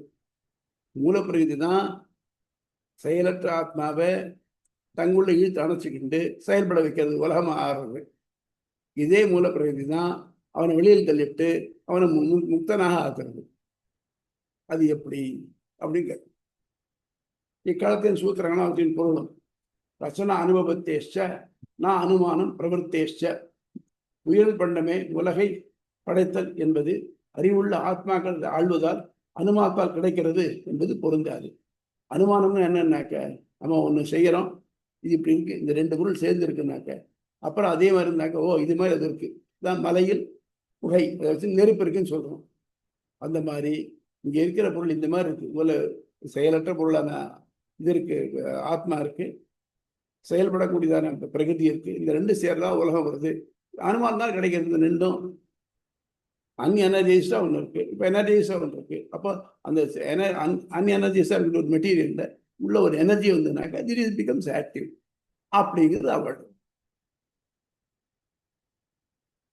பயோம்பு வச்சே தத்ராவி பால் மழை நீர் இவள் தன்மை மாறுபடுதல் போல் இன்னும் அங்கு உயிர் பண்ணம் தேவைப்படுகிறது. அதான் பால் இருக்கு இல்லையா, பசுமாடு நம்ம சாப்பிட்றதில்லை இருந்தாலும் போடணும், எல்லாத்தையும் சாப்பிட்டு அது கடைசியில் பாலாக தருது. மழை நீர் இருந்ததுனாக்க அங்கே போய் இளநீராகவோ மாம்பழமாகவோ வாழைக்காயாகவோ வாழைப்பழமாகவோ வருது. அப்போ ஆக மொத்தம் தண்ணி தானே மாறுறது. அதுக்கு என்ன ஏஜென்ட் தெரியுது நமக்கு, தண்ணி தான் மாறுறது. ஆனால் வாழை மரத்தில் வாழைப்பழம் தான் வருது, தவிர்த்து இளநீர் வருது இல்லையே. அப்போ இந்த வாழை மரம் உள்ள ஒரு அறிவுள்ள உயிருள்ள ஒரு பொருள். அதுதான் இதை மாற்ற முடியுமே தவிர்த்து மற்றது மாற்ற முடியாது. நான் செயற்கையால் அது பண்ண முடியாது. தண்ணீர் மழை தண்ணீர் எடுத்து வச்சுட்டு நான் வாழைப்பழம் பண்ணுறேன் இதுலேருந்து குளோரிங் எல்லாம் பண்ண முடியாது. வெதிரேக அனவஸ்தி தேஷ் அனபேட்சத்வா. உயிரில் பண்டமே காரணமெனில் பேரழிவு ஏற்பட வழியற்று போவதால் அது காரணமாக முடியாது. இப்போ என்னாச்சு, உயிரில் பண்டம் எப்போ இருந்துருக்கு, எவர் எக்ஸிஸ்டிங். பிரதான புருஷனா எவர் எக்ஸிஸ்டிங். அப்படி இருக்குச்சு. இல்லை அழிவுங்கிறது எப்படி ஏற்படும்? இந்த ரெண்டு சேர்ந்துதான் இருக்க முடியுமே தவிர்த்து ரெண்டு பிரிவே வழி இல்லையே. அதனால எப்போ பார்த்தாலும் படைப்பே இருந்துட்டு தவிர்த்து அழிவுங்கிறது ஏற்படுறதுக்கு வழி இல்லை. அந்நியத்திர பாவாச்ச நான் திருநாதிபதி புல் பாலாக மாறுதல் என்ற கருத்தும் எவ்வகையிலும் பொருந்தாது. இல்லை இன்னொரு உதாரணம் சொல்றேன். புல் இருக்கு இல்லையா, புல்ல மாடு சாப்பிட்றதுனால தான் அதுலேருந்து பால் கிடைக்கிறது. அப்போ அந்த புல் பாலாகிறதுக்கு என்ன நீ ஏதாவது அஞ்சப்படுறியா? ஒன்றும் இல்லையே, மாடு சாப்பிட்டு கொடுக்கறதே. ரைட் சார், அதுக்கு பதில் சொல்ல போறாங்க. புருஷ அஸ்மாவதி சேத் சேத் சேத்த அபி உடன் தோளில் ஏறிக்கொண்டு நொண்டி வழிகாட்டுதல் என்று எடுத்துக்காட்டும் அவ்வாறு. இதே மாதிரி தான் நீ சொல்றதை ஒத்துக்க முடியாது. அதுக்கு எக்ஸ்பீரியன்ஸ் சொல்றேன் பாரு அப்படிங்கிற. அங்கித் அங்கபத்தேஷ்ட முக்குணங்களின் ஏற்றத்தாழ்வுகளில் ஒன்று மற்ற இரண்டையும் தனக்கு அங்கமாக கொள்கிறது. அதனால் மூலப்பகுதி சுயமாக படைத்தது என்பதும் பொருந்தாது. இது ஒரு முக்கியமான பாயிண்ட். எனக்கு சத்வ ரஜ தமோ குணங்கள் 3 இருக்கு. இல்லை ஏதோ ஒரு குணம் மேம்பட்டு விடுறது, மற்ற ரெண்டையும் தனக்கு அடிமையாக்கிக்கிறதுனாக்க அது எப்போ அதே தானே இருக்கணும் இல்லையே. நமக்கு எடுத்துருந்தோ காலம்பரை படிக்காது எழுந்திருக்குச்சு, சில டெசிஷனோடு இருந்துருக்கு, நீ இதெல்லாம் பண்ணணும்னு நினைக்கிறோம். அப்புறம் ஏதோ காரணம் ஒரே சோம்பேறித்தனம் வந்துடுது, தமோ குணம் வந்துடுது, சாமியை படுத்து ரெஸ்ட் எடுக்கணும். இப்போ ஒரு மனுஷனுக்கு ஒரு நாளைக்குள்ளேயே ஒரு ஷார்ட் பீரியடுக்குள்ளேயே இந்த குணங்கள் மாறி மாறி வருது. அப்படி இருக்கச்சே இந்த மாறுற குணத்துல ஒன்று அதிகாரம் எடுத்துட்டு மற்றதை பண்றதுன்னு சொன்னேன்னாக்க இந்த அதிகாரத்துல குணம் மட்டும்தானே திருப்பி திருப்பி இருக்க முடியும். அது இன்னும் தலையெடுக்க விடுமா? விடாதே. அப்படி இல்லையே, எல்லா பொருள்லையும் நல்ல குணம் ஒன்று இருக்கு, கெட்ட குணம் இருக்கு இல்லையா. இப்போ மாத்திரை தரா இல்லையா, ஏதோ ஒன்று ஒரு இது மாத்திரைனாக்க அதுக்கு ஒரு சைடு எஃபெக்ட் வரும், அதை போட்டது இன்னொரு மாத்திரை, இப்படிதான் சாப்பிட்டு இருக்கணும். அந்த மாதிரி எல்லா குணங்களும் இது எல்லா பொருள்களிலும் நல்லதும் கெட்டதும் சேர்ந்துதான் இருக்கு. அதனால ஒன்று நல்லது மட்டுமே இருக்கிறதில்ல, கெட்டது மட்டுமே இருக்கிறதில்ல. ஸோ நீ சொல்றது முக்குணங்களுடைய ஏற்ற வட்டத்துல ஒன்று லீட் பண்றதுன்னு சொல்றது தப்பு. அங்கீதா அனிமித உச்ச ஞா சக்தி விசேஷ யோகா. எப்படியோ ஒரு வழியில் மூலப்பகுதியே காரணம் என்று அனுமானத்தால் நிறுவம் என்றாலும் அதற்கு அறிவின்கால் நிறுவ இயலாது. இல்லை சார், வேற வழி இல்லை, இதுதான் மூலப்பகுதி தான் காரணம், ஒத்துக்கோ அப்படின்னாக்க ஐயா அறிவில்லாத உன்னால வர முடியுமா? வர முடியுமா? என்னுடைய நண்பர் ஒருத்தர் இருந்தார், இந்த ஸ்ட்ராங் நாத்திகவாதி, ரொம்ப நல்லவர், நாத்திகவாதி. அப்போ மாயிரங்கிற ஊர்ல இருந்த பெரிய புயல் அடிச்சிருந்தது, சேகங்கள் நிறைய இந்த மரங்கள் எல்லாம் விழுந்திருந்தது. பார்த்தீங்களா, அதெல்லாம் விழுந்துட்டு பாருங்க. இயற்கை நம்ம வெல்ல முடியாது. மனுஷன் சாகிறது அது இயற்கை, இது இயற்கை. எல்லாத்தையும் இயற்கைங்கிறீங்க. நீங்க எதை இயற்கைங்கிறீங்களோ அந்த கடவுள். அது எப்படி இயற்கை தானே?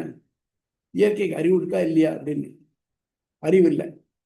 அப்போ அறிவற்ற இயற்கை அறிவுள்ள உங்களை கண்ட்ரோல் பண்றதுன்னு வச்சுக்கிறீங்க. ஏன்னா உங்களால புயலை கண்ட்ரோல் பண்ண முடியல, சுனாமியை கண்ட்ரோல் பண்ண முடியல, இதை கண்ட்ரோல் பண்ண முடியல. அப்படி இருக்குச்சு அறிவற்ற இயற்கையாவது கண்ட்ரோல் பண்றது. ஆனா நாங்க என்ன பண்றோம்னாக்க இது அறிவுள்ளது, அறிவுள்ள பிரம்மம் எங்களை கண்ட்ரோல் பண்றதுன்னு சொல்றோம். அதான் வித்தியாசம் ரெண்டு பேரும். நீங்க நாத்திகராக இருந்தேன்னாக்க அறிவற்றவார கண்ட்ரோல் பண்ணப்படுறீங்க ஒத்துக்குங்க அப்படின்னு. அபியோகமே அபி அர்த்தாபாவா அப்படியே நிறுவினாலும் அது பொருளற்ற பொருளாம்.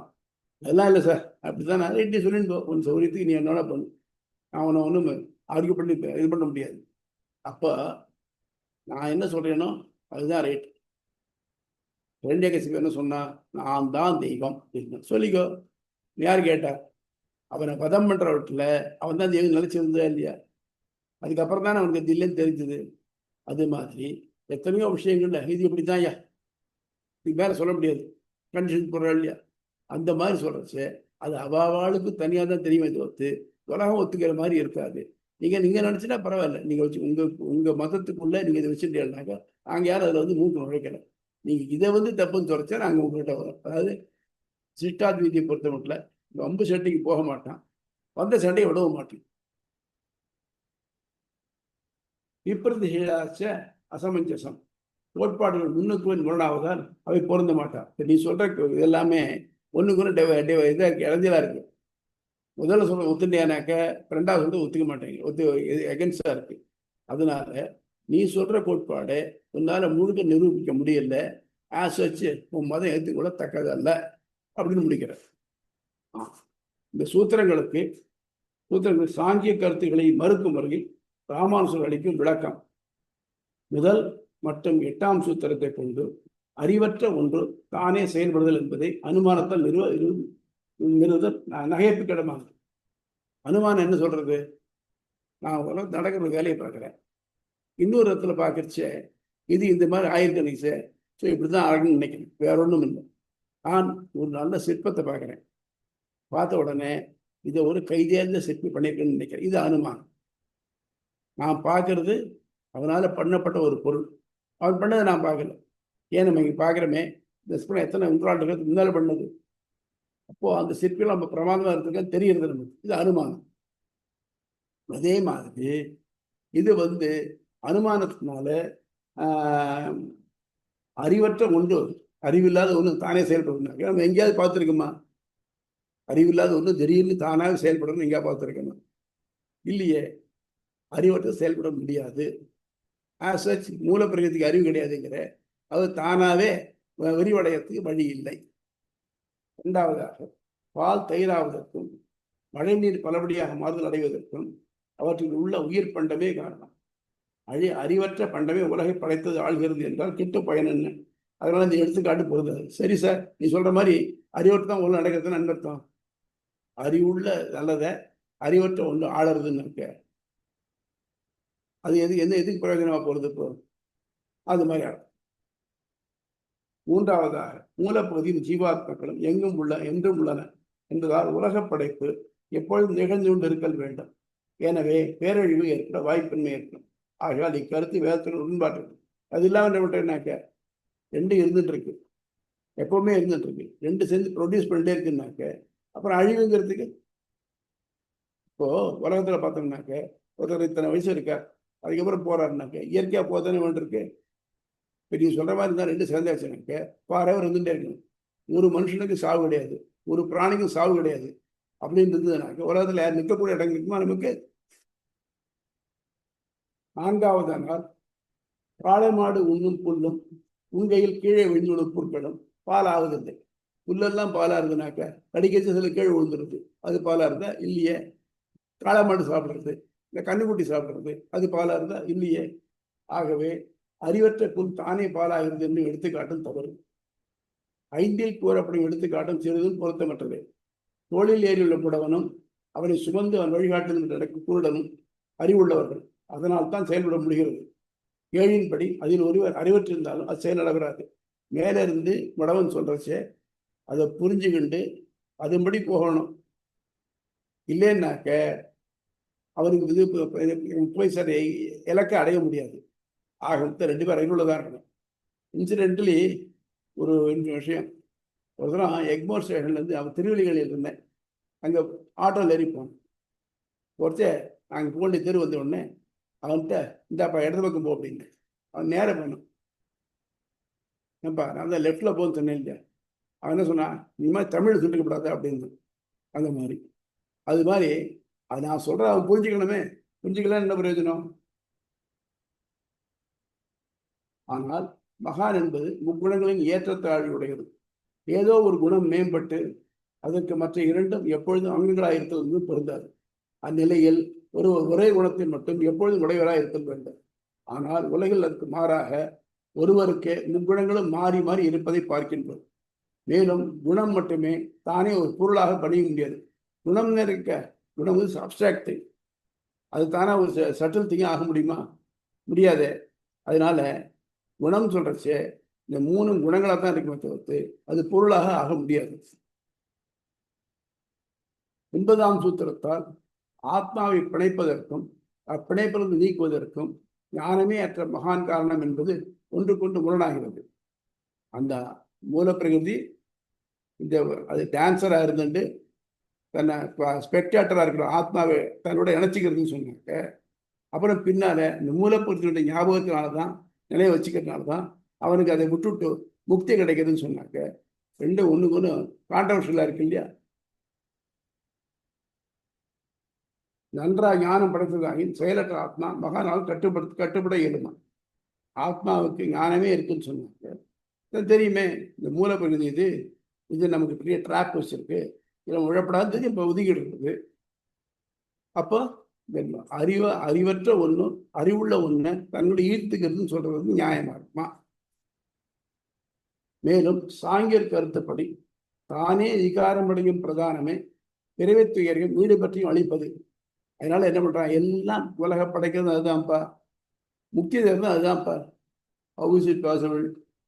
அளிப்பது. கணவனுக்கு உதவும் மனைவி போல ஆத்மாவுக்கு இவற்றின் தாக்கம் உண்டா இல்லையா? இப்போ இதனால அஃபெக்ட் பண்றது யாரு? ஆத்மா தானே அஃபெக்ட் ஆகுது. முக்தி எது கிடைக்கிறது? ஆத்மாவுக்கு தானே கிடைக்கிறது. அது மூலப்பிரகிருதிக்கா? இல்லை இல்லையா? அப்போ பின்ன மூலப்பிரகிருதி சும்மா போற ஆத்மாவை எடுத்து தங்கிட்ட விட்டுட்டோம் அப்புறம் வெளியில போன அப்புறம் சொன்னாக்க அதுக்கு என்ன தேவை? அறிவில்லைன்னா அதை எழுக்க முடியுமா? இந்த கேனியோரஸ் பிளான்ட்ஸ்ன்னு கேள்விப்பட்டிருப்பீங்க. சில பூக்கள் ரொம்ப அழகா இருக்கும் பார்க்கறதுக்கு. அதுல போய் ஏதாவது ஒரு பூச்சி உட்காந்துனாக்க டபக்கு முடியும், உள்ள அந்த பூச்சி அப்படியே கரைச்சி சாப்பிடுவாங்க. இப்போ இந்த பிளான்ட்டுக்கு அந்த பூச்சியை கவரக்கூடிய தன்மையும் அதை செரிக்கக்கூடிய தன்மையும் அந்த ஞானம் இல்லைன்னாக்க அது கேனியோரஸ் பிளான்டா இருக்க முடியுமா? இந்த பூச்சிக்கு இது முன்னால் தெரிஞ்சதுன்னு வச்சுக்கோ, அது போகும், அதுங்கிட்ட போகாது. இதுக்கு அட்ராக்ட் பண்றதுக்கு அதுல ஏதோ ஒரு விஷயம் இருக்கு, அது இதனால அட்ராக்ட் ஆகும், அதுக்கு தெரிகிறது. இந்த ரெண்டு ஞானம் இருக்குன்னா அது கேனியோரஸ் பிளான்ட்ஸ் பிழைக்கிறது. அது மாதிரி சாதாரண ஒரு டான்ஸரை பார்த்துட்டு அறிவே ஞானமே ஆன ஆத்மா அவர்கிட்ட போய் தான் மயங்கி போய் நிற்கிறான்னு சொல்றது நியாயம் இல்லாத பண்டம். தொடர்ந்து பிரதானம் புருஷனுடைய சேர்க்கை, அரங்கில் நடிக்கும் நடிகை, அதை பார்க்கும் ஒருவர் போன்று ஏற்படுகிறது என்பதும் தவறு. அறிவுள்ள ஆத்மாவுக்கு அறிவற்ற பிரதானத்திடம் ஈர்ப்பு ஏற்பட வழியே இல்லை. அதன் மேல் இல்லாத பண்புகளை ஏறிட்டு கொள்ள இயலாது.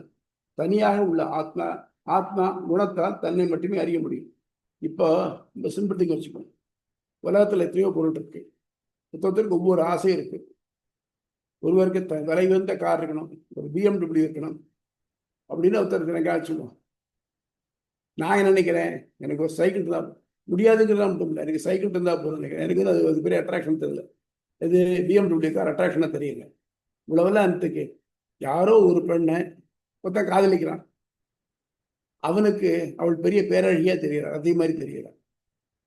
அதுவே இன்னொருத்தனுக்கு பார்த்தாக்க அதுவா குரங்கு மூஞ்சியா இருக்கேன் அப்படிங்கிறான். இது எப்படி? இதுதான் எல்லாம் ஒரே மாதிரி இருக்கணும் இல்லையா? இல்லை.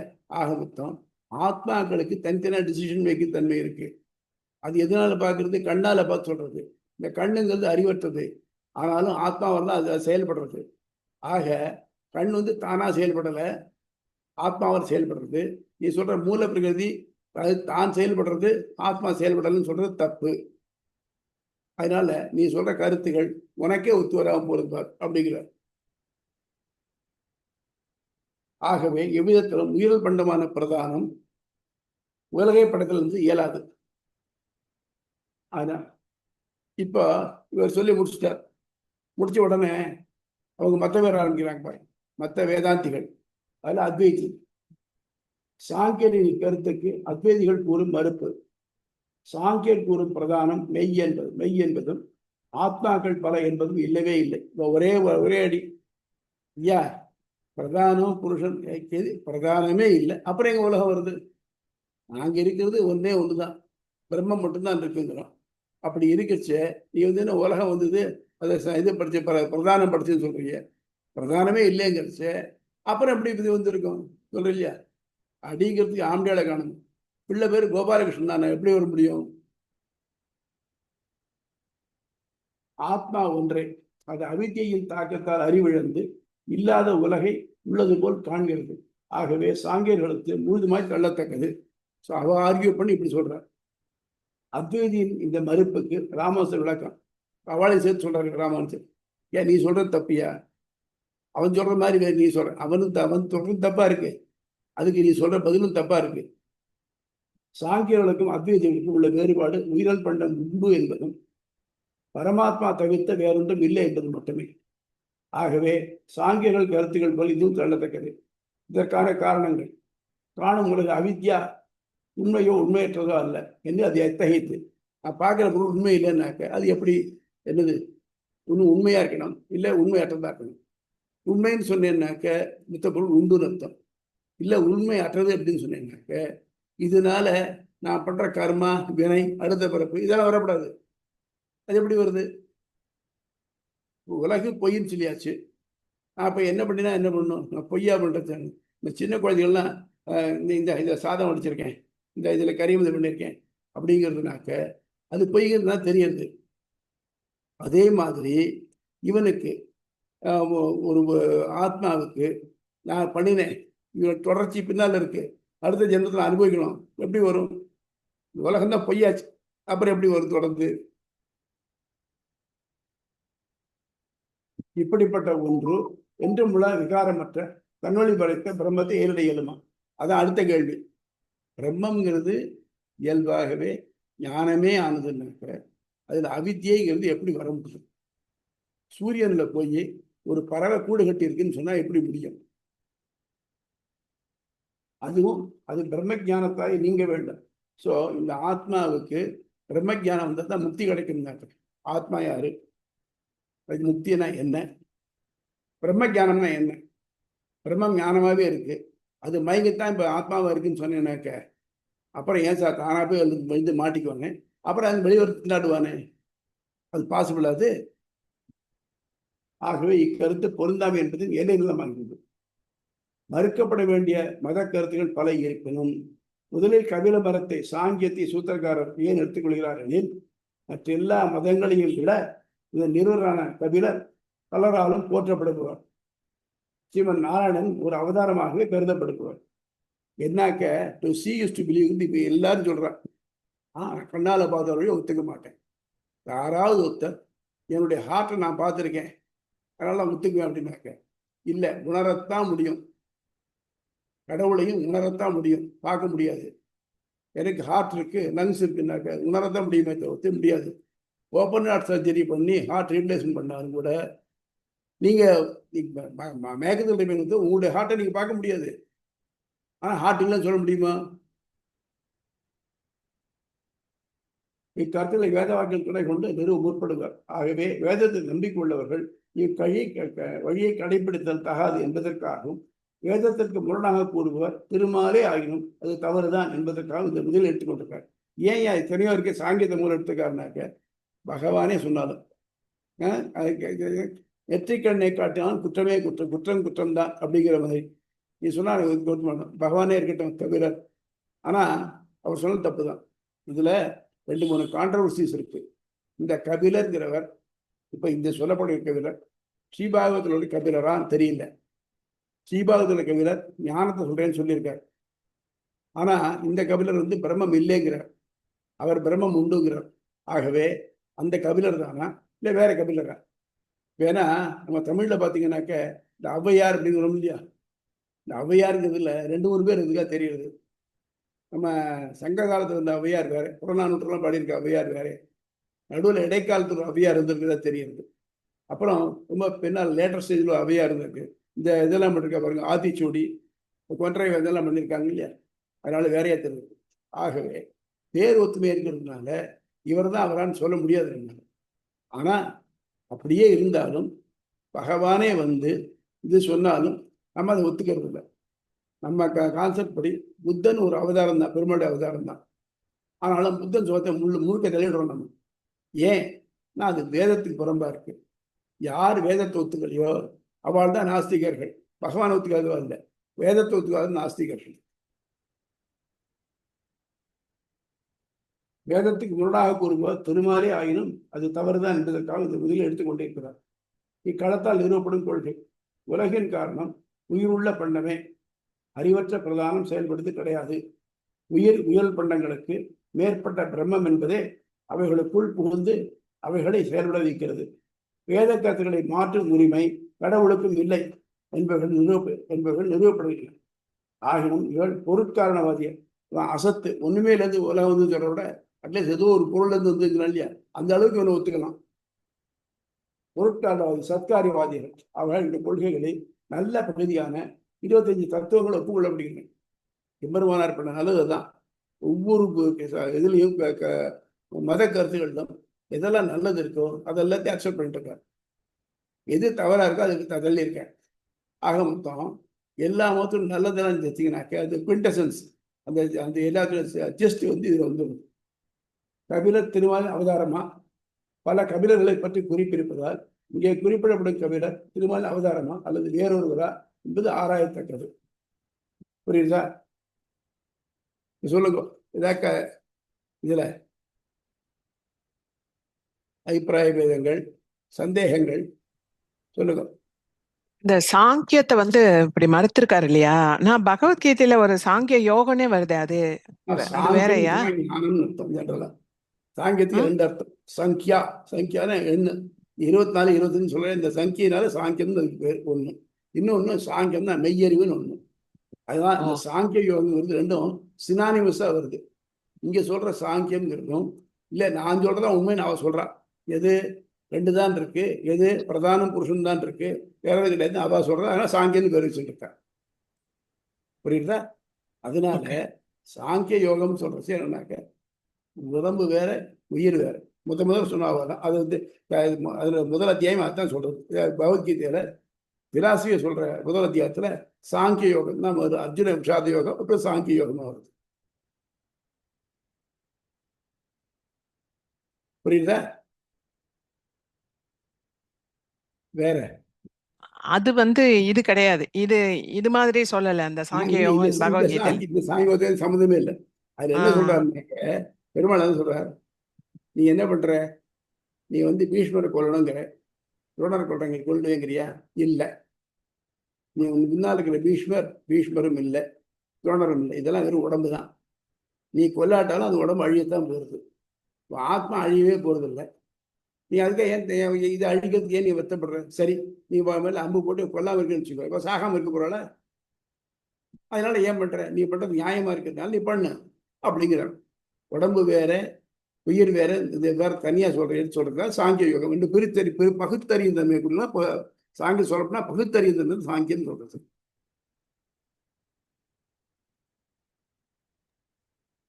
ஓகே, அப்புறம் தேங்க்யூ. வேற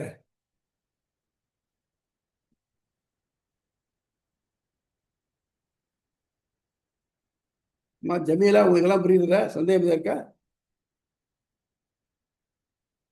இல்ல சுவாமி, புரியுது. நீங்க போன வகுப்புல நான் ஒண்ணு கேட்கணும்னு நினைச்சேன். அது நீங்க இந்த லீலை பிரம்மம் அதோடைய லீலைனாலதான் எல்லாம். லீலா கைவல்யம் தானே? ஆமா, அது நீங்க இப்போ ஒரு பண்றாங்க.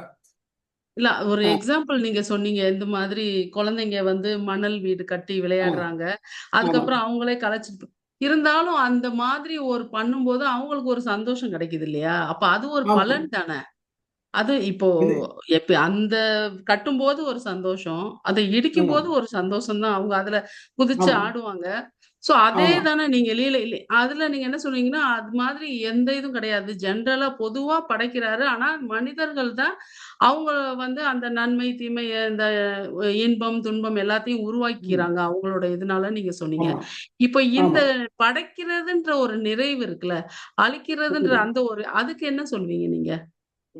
அதாவது அவருக்கு மகிழ்ச்சின்னு ஒண்ணு ஏற்படுறது, அது பலன் இல்லையா அப்படி கேக்குறீங்க? அதாவது அந்த மகிழ்ச்சியினால வேற ஏதாவது விளையிறதா? அவருக்கு ஏற்படுற மகிழ்ச்சி தான். நான் நல்ல அழகான ஒரு சங்கீத கச்சேரி கேட்கிறேன்னாக்க அது மகிழ்ச்சி எனக்கு ஏற்படுறது, அவ்வளவுதான். அதை தவிர்த்து இதனால ஏதாவது ஒரு விளைவு சந்தோஷத்துல இருக்கு, அவ்வளவுதானே ஒழிய மற்றபடிக்கு அது இதான். அதே மாதிரி விளையாட்டா ஒன்று பண்றச்சே விளையாட்டுக்காக தான் விளையாட்டு பண்றமே தவிர்த்து அதை தவிர்த்து வேற எதுவும் இல்லை. பகவானுக்கு மகிழ்ச்சி துன்பம் ரெண்டுமே கிடையாது. ஆனால் தான் வந்து ஒரு மகிழ்ச்சியை தன் மேல ஏறிட்டு கொண்டு இதுக்காக உலக படைக்கிறது வேறாக்கப்பட்டார். இன்னொரு காரணம் என்னன்னாக்க, இந்த உலகத்துல இருக்க எல்லா ஆத்மாக்களும் எல்லாம் முக்தி அடையணுங்கிறது அவனுடைய விருப்பம். அப்ப எப்போ முக்தி அடையும்? வினைகளை தீர்த்தா தான் முக்தி அடையும். இந்த வினைகளை தீர்க்கறதுக்காக மேலும் மேலும் அதுக்கு சான்சஸ் கொடுத்துட்டே இருக்கார். ஒவ்வொரு சான்ஸ்லையும் எது வருது எது வரல அப்படின்னு பாருங்க. இப்போ ஏதாவது வந்து சலிக்கிறது பார்ப்பாங்க. பார்த்தா முதல்ல ஒரு பெரிய தொலைவுள்ள சலடையில் போய் சரிப்பாங்க.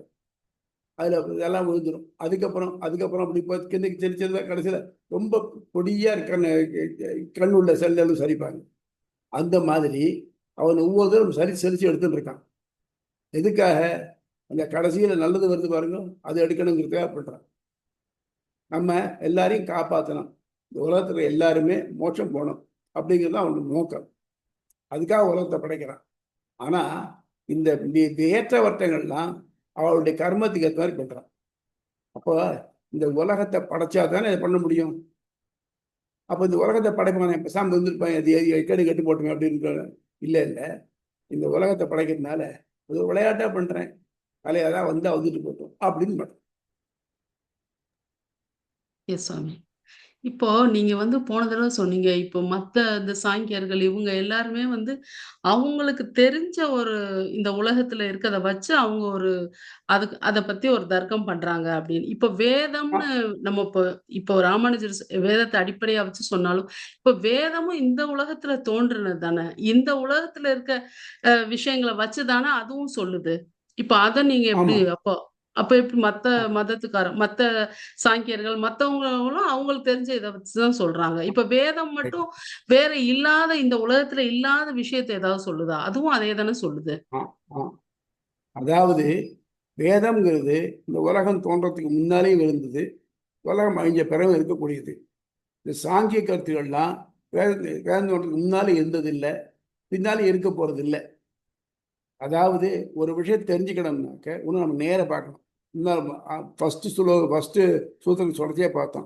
ஒரு பொருளுடைய மெய்ப்பொருளை தெரிஞ்சுக்கிறதுக்கு என்ன வேணும்னாக்க பிரத்யக்ஷம், அனுமானம், சாப்தம்னு 3 சான்றுகள்.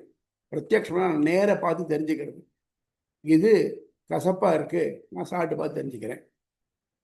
இது இனிமையாக இருக்கு, காதில் கேட்டு பாட்டை கேட்டு இது தெரிஞ்சுக்கிறேன். இது பிரத்யக்ஷம். அனுமானம்னாக்க ஒரு நிலையை வச்சுக்கிண்டு அதனோட தொடர்புடையணும்னு தெரிவிக்கிறது. பார்த்தோம், நான் சொன்னோம் இல்லையா, மலையில நெருப்பு இருக்கு, மலை எங்கேயோ இருக்கு தெரியல எனக்கு, ஆனா புகை வரதை பார்த்து நெருப்பு இருக்குங்கிறேன். ஏன்? எங்கெல்லாம் நெருப்பு இருக்கோ அங்கே புகை இருக்கிறத பார்த்துருக்கேன். இது அனுமானம். பிரத்யக்ஷம் அனுமானம் ரெண்டுலையும் முடியலனாக்க சாப்தம்னாக்க தெரிஞ்சவா யாரோ சொல்றதான் நம்ப முடியும். தெரிஞ்சவா யாரு? உலகத்துக்கு முன்னாலே இருந்திருக்கணும், உலகத்துக்கு பின்னாலே இருந்திருக்கணும். அந்த மாதிரி இருந்தவா யாருன்னாக்க ரிஷிகள். அதாவது உலகம் படைச்ச உடனே முன்னால் இந்த ரிஷிகள் இருக்கா பாருங்க, அவள்லாம் தங்களுடைய ஞானத்தினால இதெல்லாத்தையும் இந்த வேதத்தை பூரா எழுதி வச்சிருக்காங்க. அவங்க கண்ணால பார்த்து இந்த இதெல்லாம் அவள் ஞான திரஷ்டாக்கள், மந்திர திரஷ்டாக்கள்லாம் நேர பார்த்தவா அவள் எழுதி வச்சிருக்கா. அப்போ அதை வச்சுதான் நம்ம நம்ப முடியும். நம்ம யாரும் முன்னால் உலகத்துக்கு படைக்கச்சே அருந்து பார்த்ததில்லை, அழியச்சே அருந்து பார்க்க போறது இல்லை. ஆஸ் வச்சு யாரு முன்னால் யோஜனை பண்ணி சொல்லியிருக்கா. வேற ஒன்றும் வேண்டாம், ரொம்ப சிம்பிள் திங் சொல்றேன். எலக்ட்ரான் ஒன்று இருக்கு, நம்ம எல்லாரும் நம்புறோமா இல்லையா? எப்படி? சயின்டிஸ்ட் சொல்றா, நம்புறேன். சயின்டிஸ்ட் சொல்ற நம்புறீங்க இல்லையா? அதே மாதிரி இவாள்லாம் ஆத்மா சயின்டிஸ்ட். இவா வந்து எழுதி வச்சது வேணும். அதனால இதை ஒத்துக்க வேண்டியிருக்கு. இது சொல்றதும் உலகத்தில் நடைமுறையும் ஒத்து போறது இல்லைன்னா சொல்ல முடியாது. அதனால இது வந்து வேதத்துக்கும் ஒத்துருக்கணும், நடைமுறைக்கும் ஒத்து வரணும். நடைமுறைக்கு ஒத்து வரலைன்னா அதை நம்ம எடுத்துக்கிறது இல்லை. அதனாலதான் வேதம்ங்கிறது அபௌருஷேயம், ஒரு மனுஷனால பண்ணப்பட்டதில்லை, எழுதாக்களது, யாரும் எழுதினதில்லை.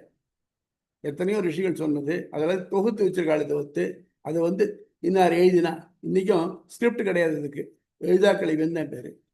இன்னொன்று ஸ்ருதி, காதால கேட்டு தான் வந்தது. அதனால வேதம்ங்கிறது இறைவன் மாதிரி எப்பவும் உள்ளது, என்னுடைய மூச்சு காத்துன்னு சொல்லுவார். அதனால எப்பவும் உள்ள ஒன்றை வச்சுண்டு நடுவில் இந்த உலகம் தோன்றது அழிகிறதுங்கிற மேட்டர் எல்லாத்தையும் அதை வச்சுதான் சொல்ல முடியுமே தவிர்த்து நம்ம யாரும் அங்கே முன்னாலேயோ பின்னாலே இருக்க முடியாதனால அதை நம்ப முடியாது. ஆகவே அதை நம்ம அத்தாரிட்டியாக எடுத்துக்கிறான். எப்படி நமக்கு தெரியாத ஒரு தேசம் அப்படின்னாக்க உடனே அட்லஸை புரட்டி பார்க்குறோம் இல்லையா?